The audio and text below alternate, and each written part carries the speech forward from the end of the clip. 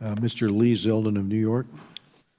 Thank you, Mr. Chairman. And as I listen to Mr. Meadows, we're all reminded of the passion and emotion investment that so many of my colleagues have towards this effort. I'm honored to serve with them at moments like now, where you see that kind of passion on both sides of the aisle, both Republicans and Democrats from all across America who want to be part of the successful effort to bring back your loved ones. I also very much appreciate the fact that you've gotten individuals with followings from around America to take up this cause, to raise awareness, because I think that's a key part of this effort, is to raise awareness as to what's going on. It's hard to work your way through Twitter without coming across a hashtag Free Amir Now.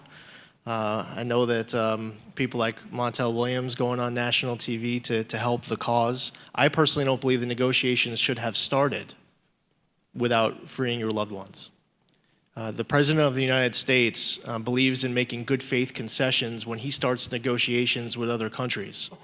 The President of the United States made a slew of dozens of concessions before starting a negotiation with Cuba.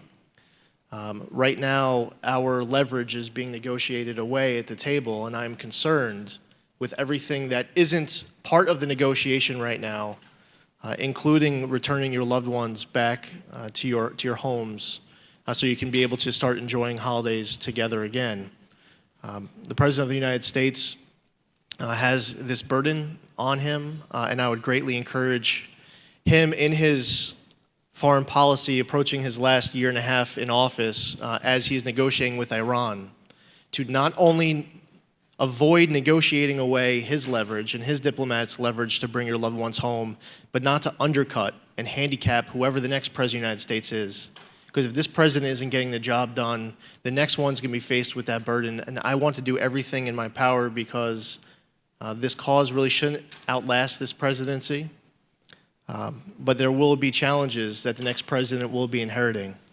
So my personal opinion was these negotiations shouldn't have started without that good faith concession being made from Iran. I'd like to also say thank you to Congressman Kildee, Congressman Deutsch, for their leadership on this effort. As I've mentioned at a past hearing, I actually have more members, family members in Congressman Deutsch's district than my own down in Florida.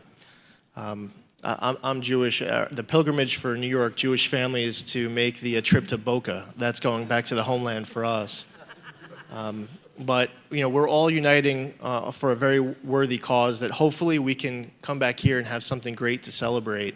But the very real threat of negotiating away that leverage for this president's, our diplomats, or the next is something that we need to take very seriously.